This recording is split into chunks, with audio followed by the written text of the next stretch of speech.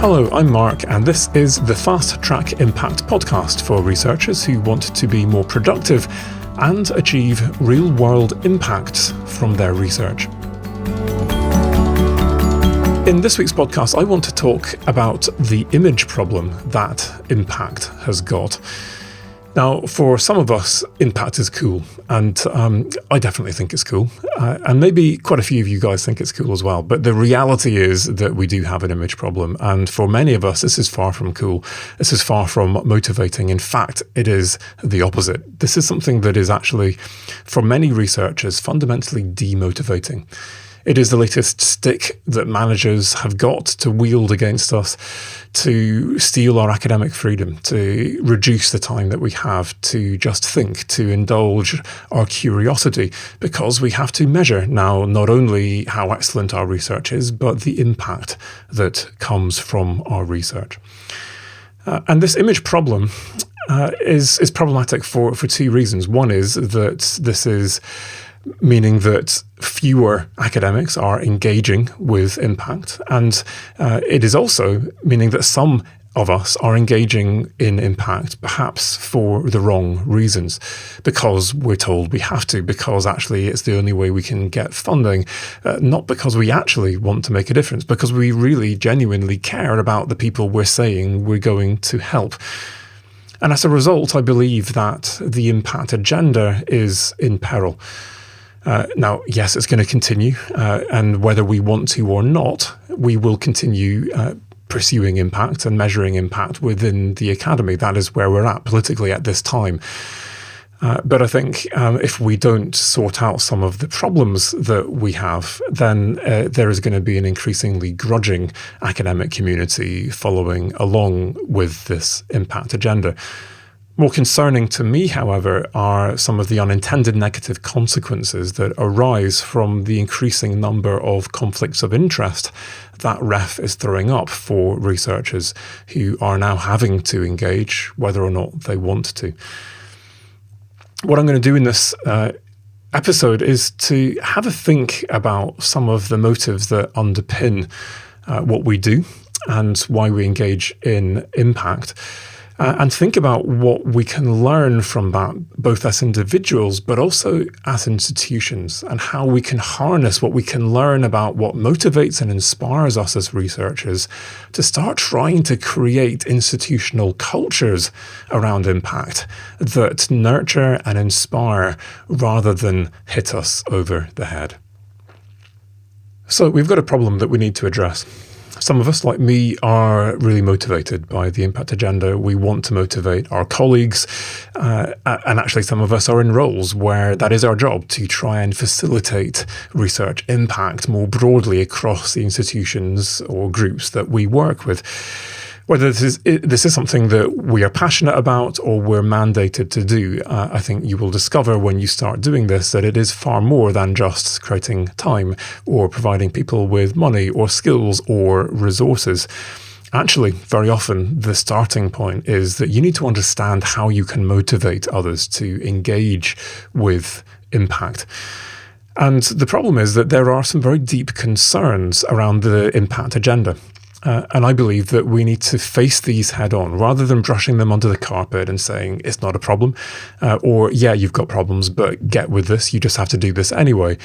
I want to think about what some of these challenges are, some of the critiques, and then we can think about, well, what might we do about this? I'm going to try and talk both from experience and on the basis of evidence. So I will base some of this on two articles that I published earlier this year with Jenna Chubb from University of Sheffield. This is based on data she collected as part of her PhD research in 2011 to 2013. But in my experience, as I've trained around the world, wherever I am training, I hear very similar critiques, very similar issues being raised by academics, which are often actually more serious and more evidence-based than they were at the time that Jen conducted her original research. So 4 or 5, 6 or 7, I'll see how we go with this. I'm going to try and summarize some of the challenges. And as I go through these, I want to ask you, are these challenges for you? Are these questions that you've heard others raise? Do these concern you? And if so, how might we address these? And actually address them, not just kind of say it's not important. So the first is that the research impact agenda is pushing less applied research cultures, say arts and humanities subjects that are not applied or pure sciences, away from curiosity-driven inquiry and towards more instrumental conceptions of research as purpose-driven knowledge production. The idea that knowledge for knowledge's sake is no longer important. In fact, on some moral level, is not as pure a motive as doing knowledge for creating knowledge for some purpose. So this is not just about asking questions and inquiring and following our nose and being interested. We have to have a purpose now. And as a result, the impact agenda is changing the questions that researchers ask in their work.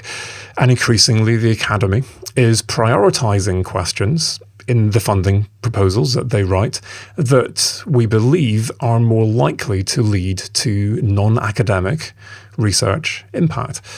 And so there are questions that we would ask, that we would love to ask, but that we no longer even ask because we don't believe that they will get funding. As a result, the perceived, and I underline here, the perceived quality of research has been compromised by broadening rather than deepening inquiry. I apologise, I'm going to use a swear word at this point because I'm going to quote someone. And this is a heartbreaking quote that we used in the most recent paper that was published in the journal British Politics, me and Jen's latest paper. And it's from an Australian academic. And actually, interestingly, having just come back from training in Australia last month, Australian academics seem to swear more than British academics. Interesting observation. Maybe I'm overgeneralizing here, but the quote is, "I'm doing shit research now because that's what I thought they wanted." And for me, that is just a heartbreaking quote. And for me, it is a misunderstanding of what this is ultimately all about. This is not that you have to do different research anymore. It's about doing the research that you always wanted to do, that you believe is important, but then just asking yourself the question, who might benefit and how? But there is this perception that actually, you know what, we're asking different questions. We're not asking the right questions anymore. And as a result, we're broadening rather than deepening and compromising the quality of research. I recently blogged a few months ago now about the conflicts of interest that are increasingly being created for researchers who are funded by or who co-produce research with the users of research. Now, depending on what organisation is funding your research and how much ownership they have over this, it may or may not be a problem for you. But I've certainly been in the situation where I have done consultancy research and the client is not happy with the conclusion. And you get asked, can you tone that down? Can you even change those findings? And you need to be very clear and robust on your research ethics and what you are prepared and are not prepared to revisit or to do. But increasingly, as we seek this kind of funding, these questions are raising their head. And if you've not had training, if this hasn't come to you before, and depending on how confident you are, this could put you in a very difficult situation. One of the things that concerns me about one of the explicit indicators that Australian academics now have to report on, and everyone has to report on this, whether you've got data or not, is the amount of money that you have got from non-academic sources. And the more non-academic funding you have, the better. It's an indication of engagement as part of the engagement and impact framework. And increasingly, I think there are going to be incentives from universities to enable us to work in this mode, and we need to be prepared to be very robust in the approach that we take when these conflicts of interests arise. linked to this, I think the assessment and consequent reward of impact, and this does vary from institution to institution and country to country. So in Australia, there are no financial rewards linked to impact yet, and I would emphasise yet. I think this is an inevitability. Whereas in the UK, there are very clear financial incentives given to institutions, which are more or less then trickled down to research groups and others. In the UK, as a result of that, and I think as a direct result of those institutional financial incentives, there are now career progression incentives. I'm in the process of doing a survey on this at the moment, and so far everyone apart from one Russell Group institution in the UK includes impact explicitly as one of the many things you can do to get promoted. The majority of other universities outside the Russell Group that I've surveyed who've answered this have also said that they now integrate this. And so for me, that kind of institutional but now personal reward potentially creates another level of conflict of interest, because now do I disclose to someone that I'm working with that if this collaboration works out for us, then my institution might get some kind of financial benefit and I might get some kind of career reward for being able to do this. And if I don't disclose that that's what's going to happen, might there be a fairly awkward conversation when they come back in a few years' time to ask for a testimonial for an impact assessment submission, for example, to the Research Excellence Framework, and they ask some questions, and it turns out that, yeah, there's a lot in this for me as well. And do they then feel kind of used and duped, and does this undermine trust in the academy? And for me, I really don't know the answer to these questions. Should we be trying to be very clear and upfront and disclose that there may be benefits for our institution and potentially for ourselves if our collaborations with people beyond the academy work out and we get benefits for them? Discuss, think. I don't know. I think we have to make our own minds up about this. I think that then linked to that depending on what motivates you, which I want to have a think about in more depth in a moment, then actually you will go about impact in quite different ways. So if I'm fundamentally, intrinsically motivated by making a difference, I want to help people, I want to change the situation outside the academy, then I'm going to go to any length. And I will continue for the long haul, even when things get hard. And it doesn't matter if it turns out that they want to use someone else's research rather than my research. The point is I make that difference. If, on the other hand, this is that I'm trying to get some kind of top-graded case study that I'm going to get marks for, which might translate into money, then you know what? I'm not going to be quite so committed to this when things start going wrong. And if you're not interested in using my research, then maybe I'm not quite so interested in trying to help you solve that problem anymore. And I think that then we have the potential for people to actually feel quite used as a result of this, and to increasingly suspect that we're out for our own gain, and this is not actually in their interest or the public interest, and we start to get negative unintended consequences from our pursuit of impact. And finally, this is something, in fact, all of these are effectively hypotheses that I'm working on that's come out of the work that I've done with Jen. We're pursuing this now in a follow-on study where we're looking at this in the current context and assessing to what extent these are real issues and how they can be solved. And one of the things that we're trying to research now is this idea of extrinsic incentives, such as career progression or I'm going to get funding, crowding out intrinsic motivations for impact amongst some researchers. So researchers who say, well, yeah, I used to do impact. That used to be what motivated me. But now this whole impact agenda has come along and it's kind of spoiled it for me, because now it feels like I'm partaking in some neoliberal conspiracy, that I'm doing this now not actually for the right reasons. And there are a bunch of new people who are doing this for other reasons now, and I'm going to leave it to them and get back to my research. And the idea that some of us who used to do this are no longer doing this because of the way in which this is being managed and perceived, and the image problem that I talked about before. Of course, the reverse is true as well, and others who had previously undertaken purely theoretical or methodological research are now considering how their work could have a positive impact on society. And I think it's really important to actually get a sense of, well, are there more people in that boat than those who have had their intrinsic motivations crowded out, who are disengaging?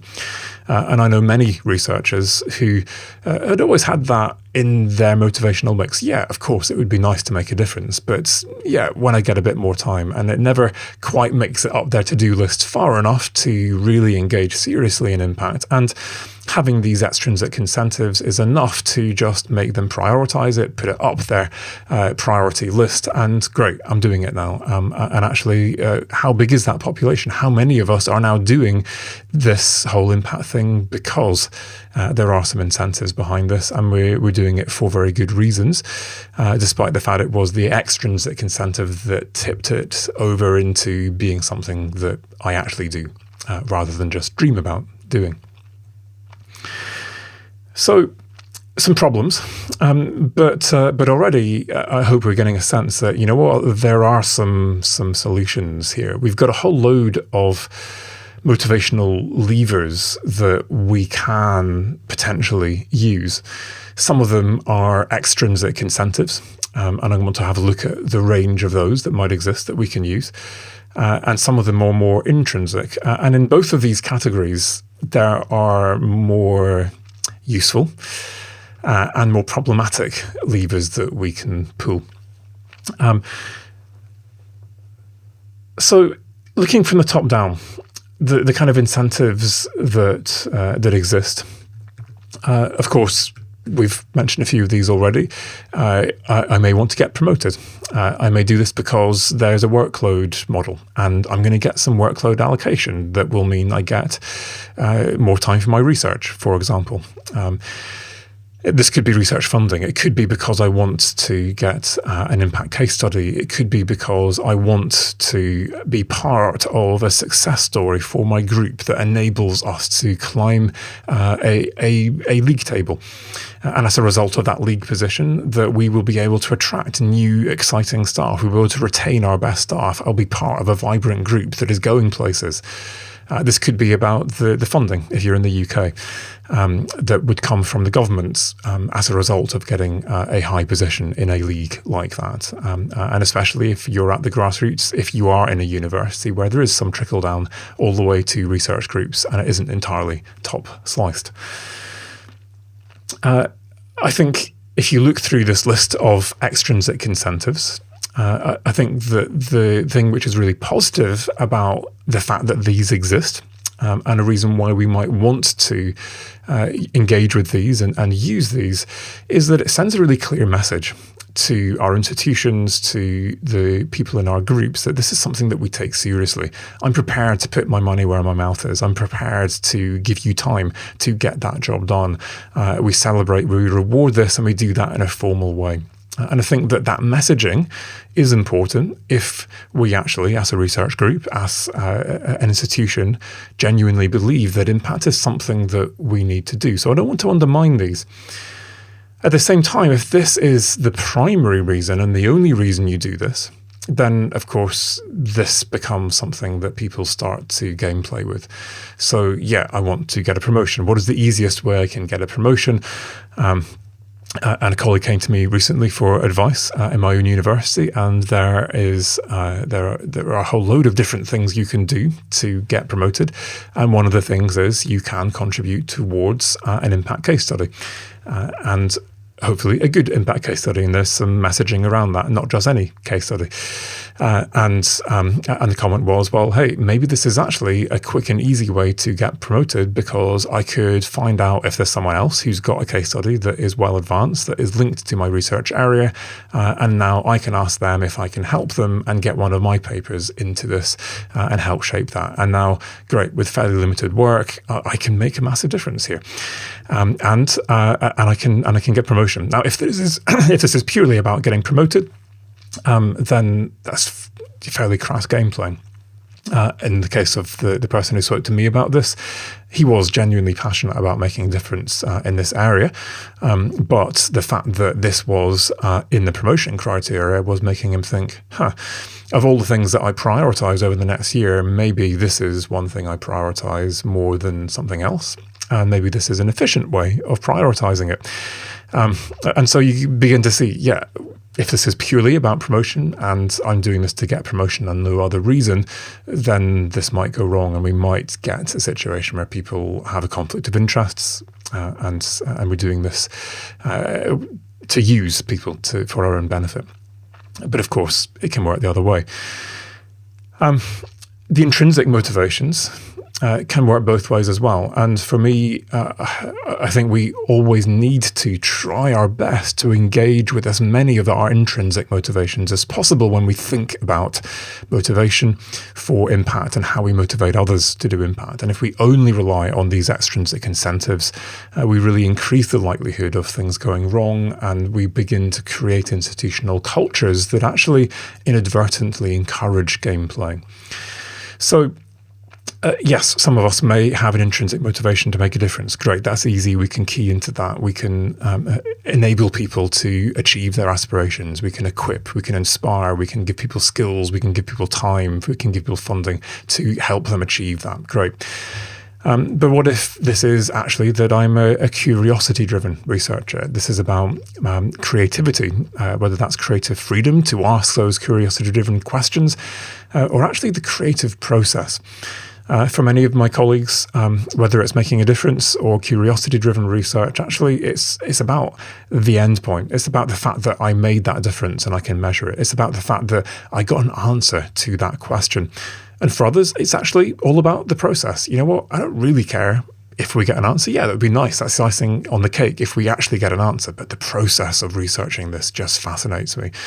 And again, well, hopefully we manage to make a difference. But whether or not we can measure that, I don't really care. The fact is I'm engaging, I'm seeing those light bulb moments, and that is what gives me that hit of yes, I'm doing something that is worthwhile.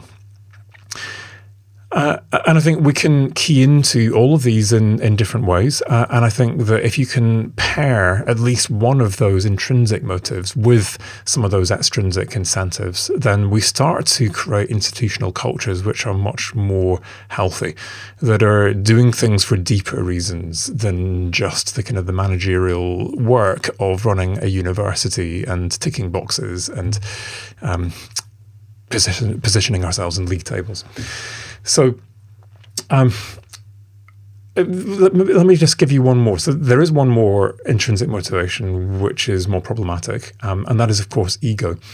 Now, we may frame this in different ways. This may be about getting a legacy. It may be about gaining respect and feeling that your work is valued on more levels at a bigger scale.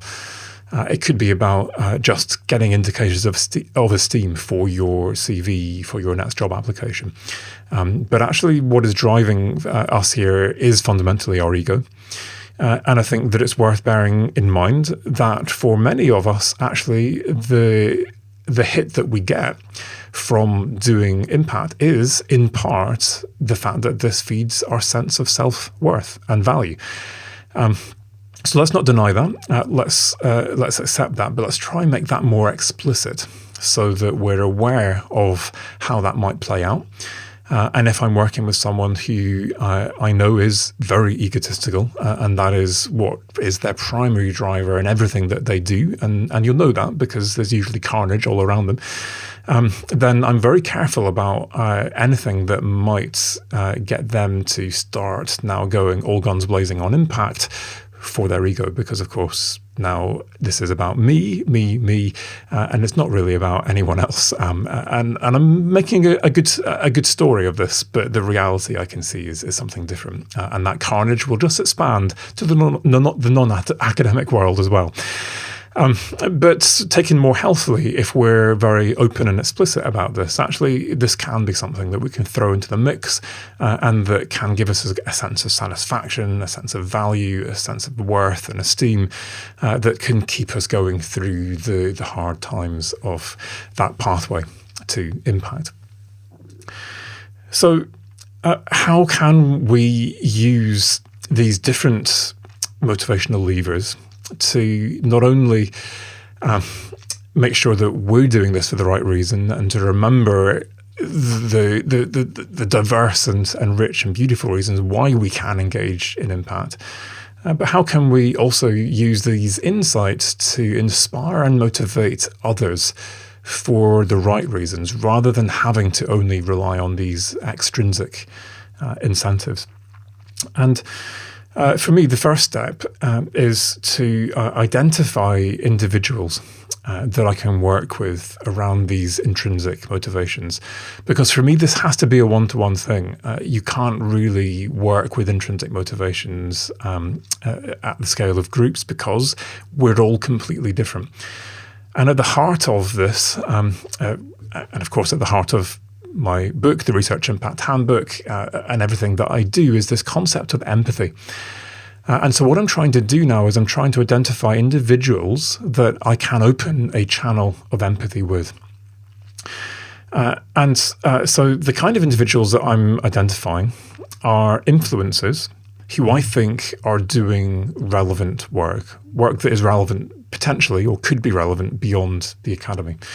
And it's not that I'm restricting myself to that small group, but I'm starting there, because when I'm doing this one-to-one, this is a slow process. This is going to take time. It's going to take an investment of real energy on my part. And so I need to make sure that I'm focusing on a small number to start with that I think could really make a difference in terms of the kind of culture that I hope to be promoting.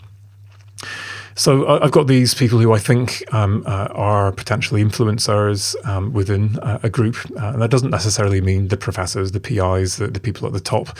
These are people often who have emotional intelligence, who have social, who have personal, who have interpersonal power within a group that people respect. And what I'm doing is I'm opening that channel of empathy by trying to just understand where they come from. I'm building my relationship with them. I'm trying to get at actually what makes you tick, what motivates you, what inspires you day to day. Is this about impact for you? Do you do this for curiosity? Is it about creative freedom? Is it about the answers or the process? Is it about your ego? Is it actually about just getting the next big project? Am I looking for promotion? So you're opening this up. Now, if this is someone that you are line manager, then you've got a process that's easy. Otherwise, this is a much more informal process. It's going to take a lot more time. And for me, this has to be authentic. This has to be about opening not only a channel of empathy in order to achieve a job. This is about opening an opportunity for friendship as a work colleague. And I think we need to be doing this more. If we are to be resilient as a community, this has to be not about presenteeism, that we're all in the office all the time and that we necessarily are gathering around water coolers or whatever else.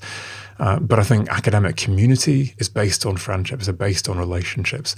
We don't need to be deep best friends with everyone that we work with, but we need to be opening these opportunities. And for me, this is about those one-to-one links with colleagues in my group, whether or not I'm in the office all the time. It's about those meetings over lunch, over coffee, that I make to happen on purpose. So you're opening that channel of empathy. You're opening the opportunity to come into relationship with people, and you're finding out what makes people tick.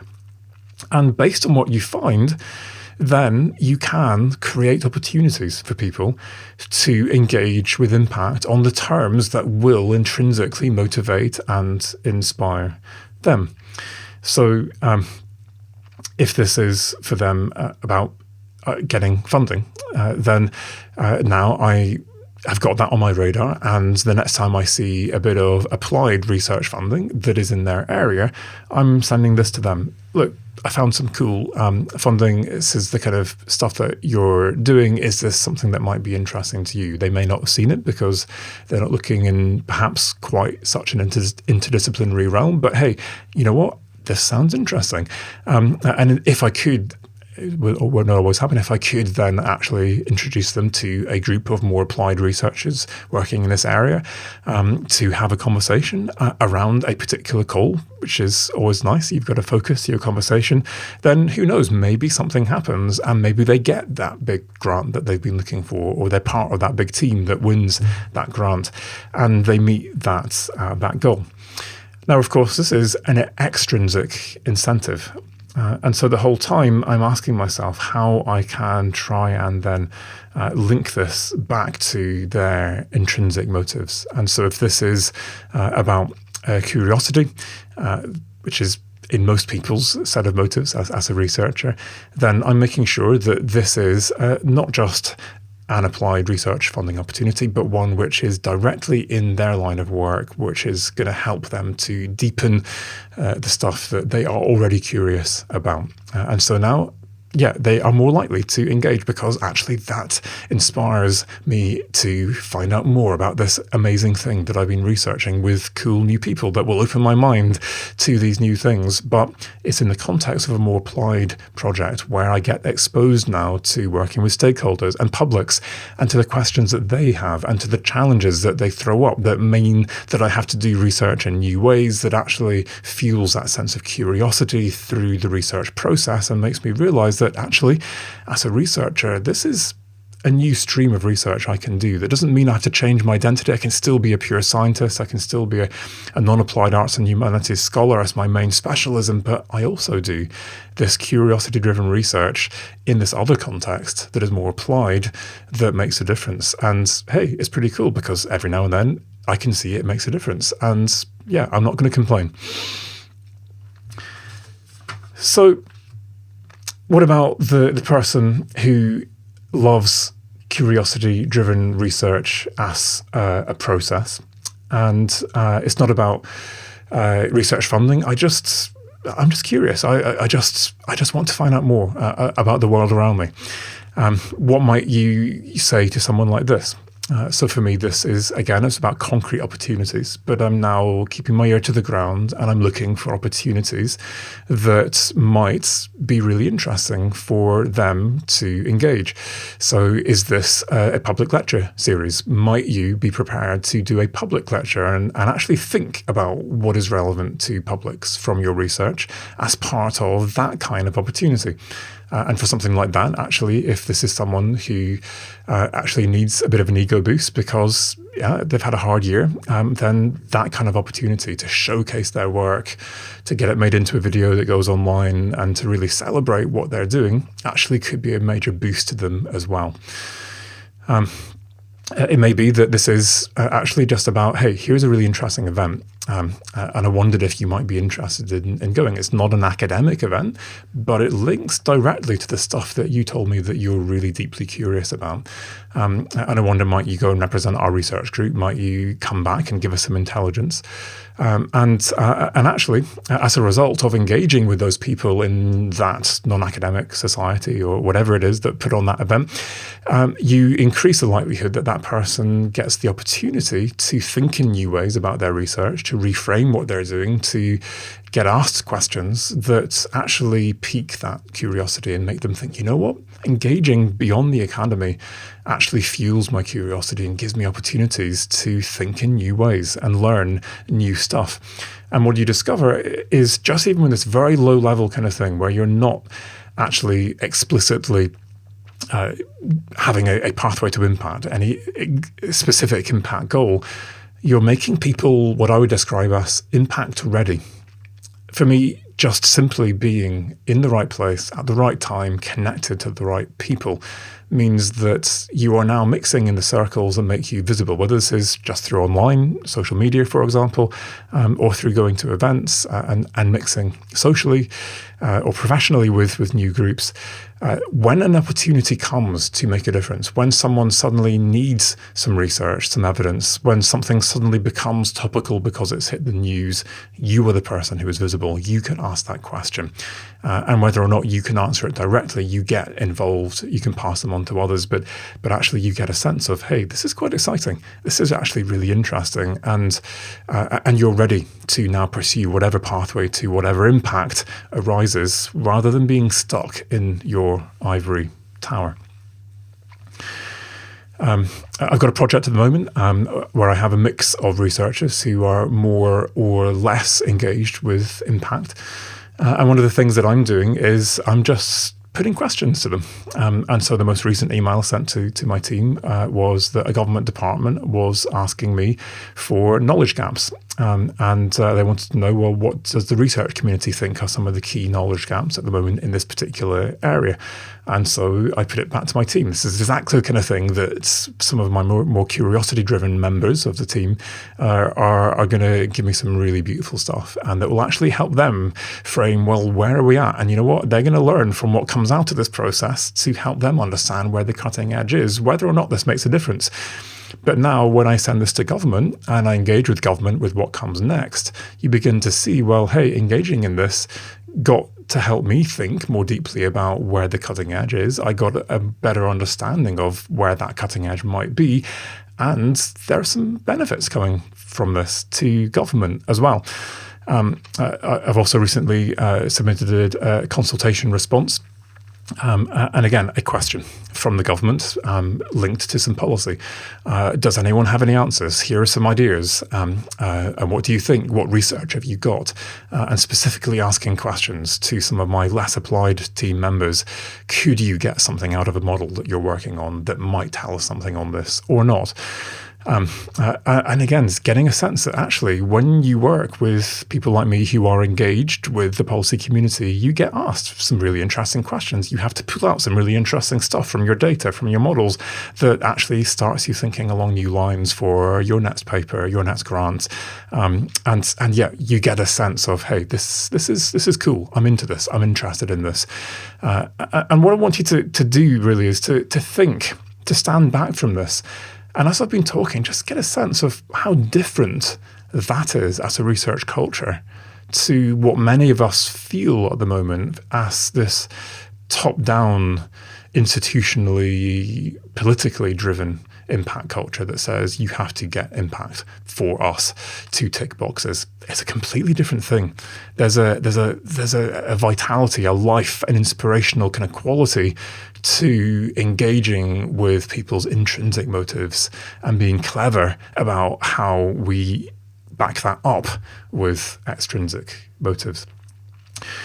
So what is the balance between pulling those extrinsic versus intrinsic motivational levers? Should we try and avoid an extrinsic motivational levers altogether?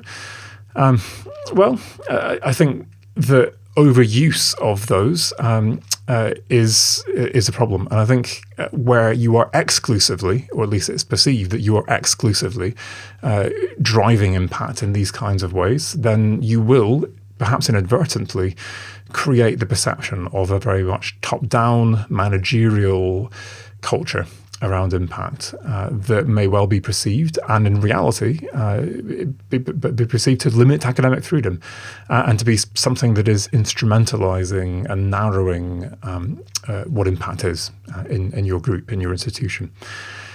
So I think we absolutely have to avoid it being all about that. It's about getting those intrinsic motivations in there as well. Should we only use intrinsic motivations to drive the impact agenda and to create the kind of cultures we want around impact? Well, yeah, you can try. But in my experience, there are some who will get with that instantly, and they're so inspired, they're so motivated that impact now gets up their to-do list and they make it happen. The reality is that we are all under time pressure. And for many of us, I can be motivated now, I can be inspired, but to be honest, it's still number 5, number 10 on my to-do list. And no matter how much I want to make it happen, there are always other things that are more urgent, they're more important, I just have to get them done. And that's my research, it's my teaching, it's my admin, and the stuff that I am told I have to do that is in my workload model, that's in my promotion kind of plans. And actually, coupling a few of these extrinsic incentives when they're kind of more in the background, they're not leading your impact culture, is actually really important. And it says a very clear message that this is not just you on your own making this happen, that there is support from your institution, from your research group. There are others here who will reward, will celebrate, who will take this seriously. And actually, in my experience, very often, actually, there are a lot of us who are prioritising this, who've always wanted to do this, who've become increasingly motivated, but never did it because actually we never had time. And it is these extrinsic incentives that have now given us the deadlines, pushed this up our to-do list enough that actually it does happen. So I'm going to conclude by just thinking about what is an impact culture and how might we assess the impact culture of our group or our institution. And I've used this term. So being an academic, I feel like I should probably try and define it. So here's my definition. I'll read this to you and then I'll try and unpack it briefly. So I'm going to define the impact culture as the shared values, beliefs and norms of an academic community that support the production of, in brackets, significant and far-reaching, non-academic impacts based on excellent research, which then define the collective identity of that community and distinguish the strengths and foci of one institution from another. Now, having discussed this with a number of colleagues, I think there are different approaches to this. This is not something I've published. It's something that I'm working on. So give me feedback on this. But I think the first half of this is where I want safer territory, because I think that cultures are ultimately based on values, beliefs, and norms. And actually, this is actually a sense of shared values. So it's not a sense that we are all completely different and we're all fighting against each other because we have such fundamentally ideologically opposed values. Actually, there's a sense that there are certain things that we share in common at that root level around integrity. As a researcher, for example, around the idea that research should have value beyond the academy, that we can now base an impact culture on.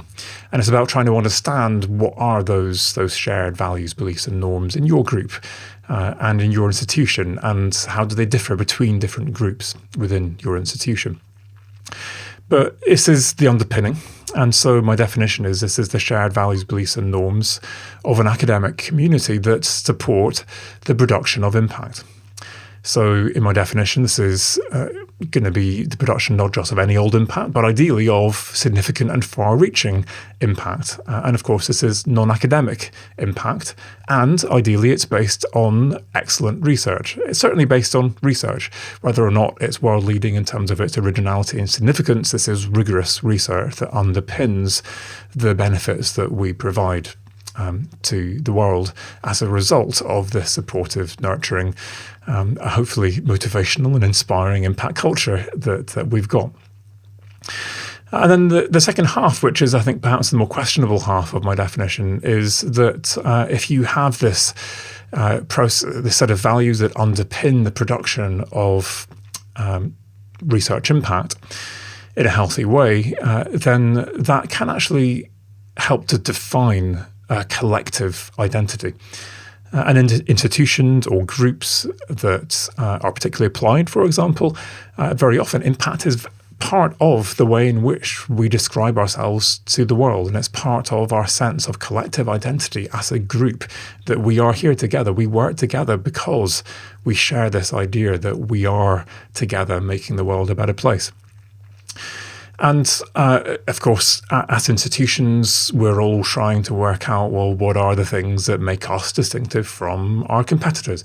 And I think this is very much an optional part of this. But for some of us, this is about looking at our impact culture and asking, are there things that are unique to this institution, given our history, given our location, given what we do, what our strengths are, that we can actually describe to the outside world as part of our culture that distinguishes us from other places. So let's just quickly look through each of these, and I want to ask you some questions. And what I'm trying to do now is to use this as a definition, if you accept what I've described as being appropriate, to interrogate your own impact culture. So you're in a research group, you're in a department, you're in a faculty, you're in a university, wherever you are, think about whatever scale or unit you want. What I want to know is, what is your impact culture? What kind of impact culture are you in at the moment in your current position? And how happy are you with that? And if you're not happy with it, what can you do to change it?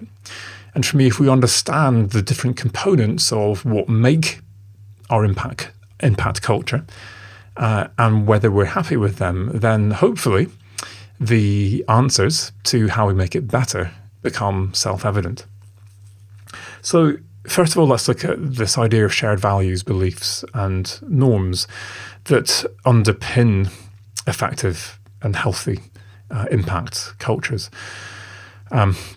So I'm asking myself, well, what are the reasons that I do impact? What are the values that underpin what I do? What are the things that I hear other people saying? Can I start asking these people? Can we discuss this as a group? Why do we do what we do? What is the diversity? And what are the things that we seem to, by and large, share in common? So if I look at my own institution, I would say that there are, in my own school, let's take it at that level, there are different research groups.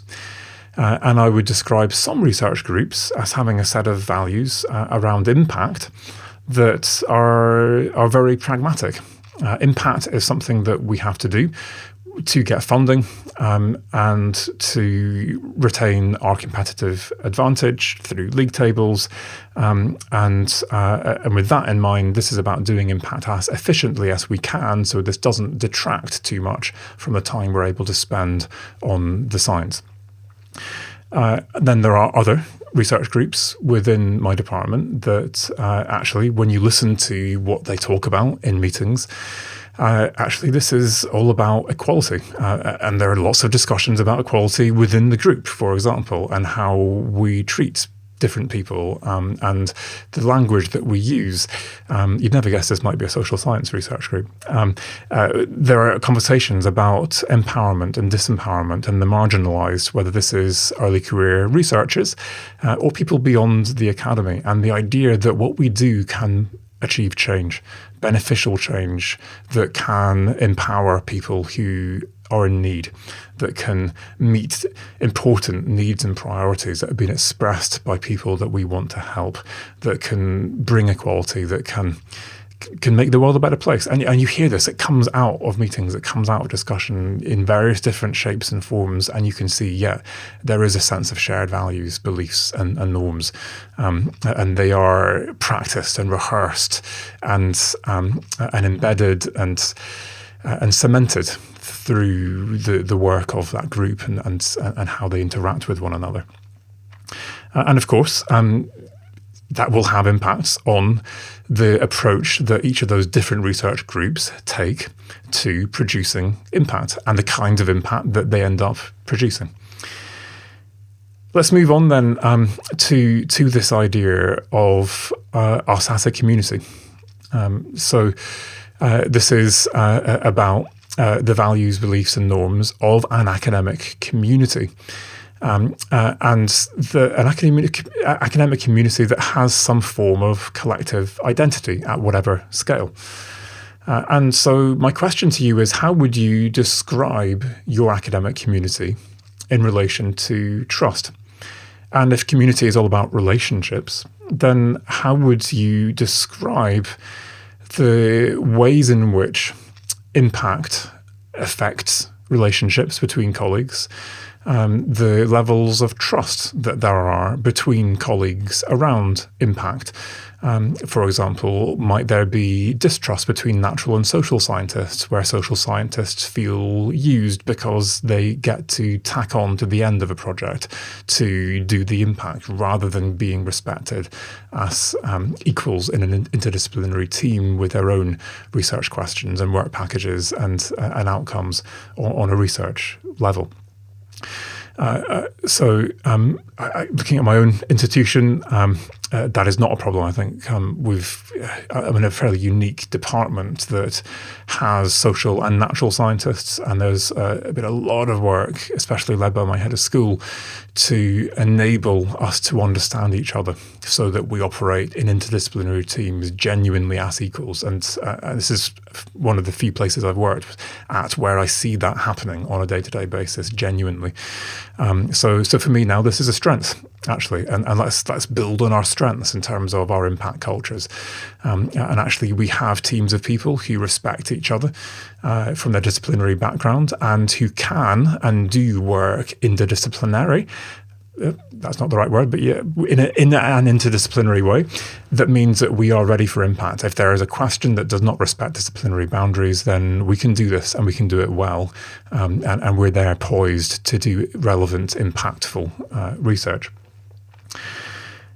Thinking about this perhaps in more negative terms, I think that certain groups feel more or less trust towards the centre of the university in relation to impact. And that's for me in my institution all around communication and the fact that in a large institution, there are decisions that are being made necessarily at higher levels, in a sense that, well, I have no control over whether or not my impact is going to be supported, whether it will be showcased, whether it will be celebrated or not.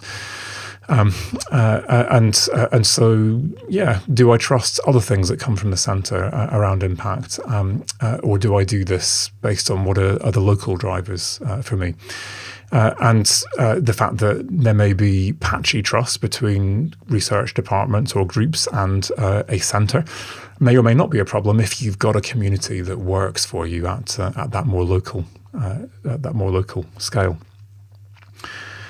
I think that one of the things that I see in terms of the kind of the communities that build up around this are communities that are based around disciplines in particular that are very applied, where impact is just part of our DNA. And actually, as a result, you see this talked about all the time, and there's a huge amount of trust. And this is it's just what we do, and it's kind of business as usual. And where that is the case, you've got something that you can build on.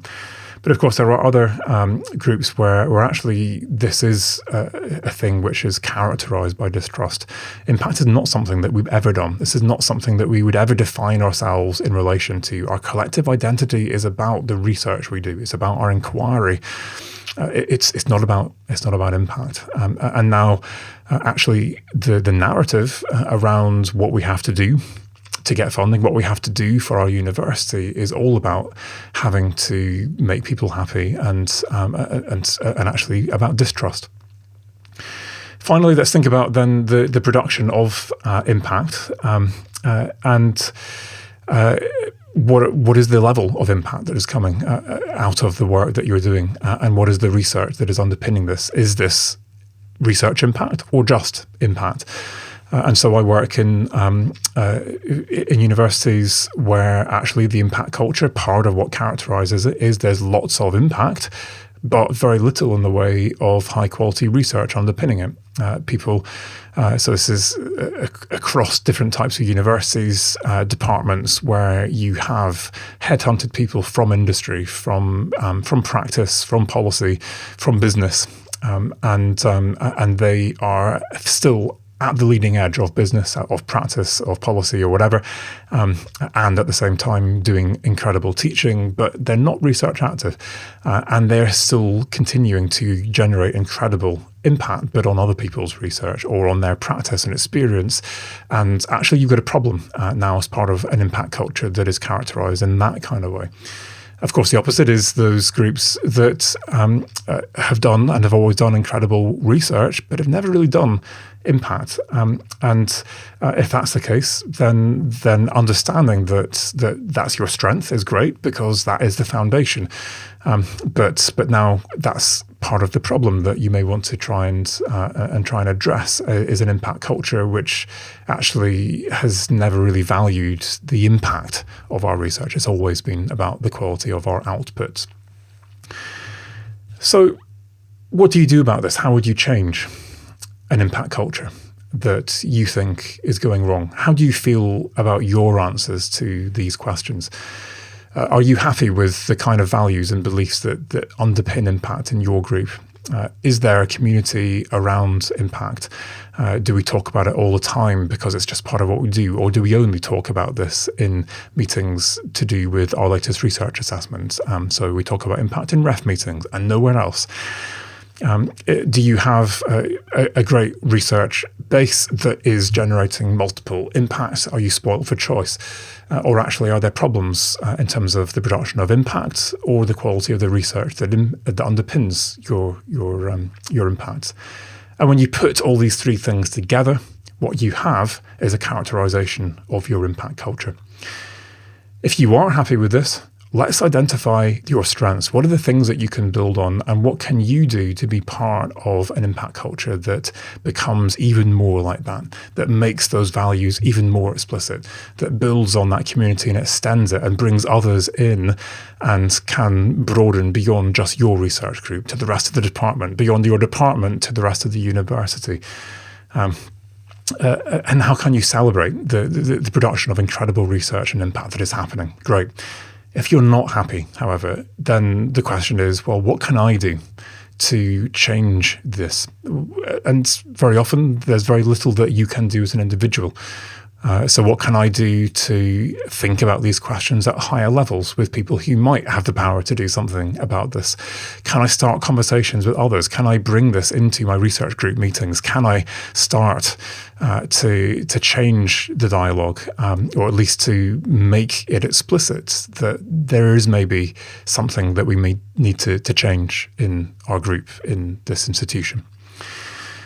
I don't know what your answers are, but I hope that this episode has enabled you to think more deeply about your own individual motives, but in particular at this institutional level, how individual motives actually shape how and what we do in relation to impact, and how we can, I would argue, by tapping into those intrinsic motives in an empathetic way, tackle some of the endemic problems to the impact agenda that, quite rightly, many of us object to. I believe it is possible for us to engender more and more positive impact cultures in the research groups, departments, faculties, universities, institutions that we are in. We can do that from the bottom up as communities of people who are passionate about what we do. We can also talk to those with power. And if you are listening and you have that power, we can, from the top down, start to think about which of those motivational levers we pull and which of them we kind of leave till later or kind of leave more in the background. And we can become more aware of the kinds of impact cultures that we propagate without even realizing it because of the day-to-day choices that we make about how we frame and enact impact.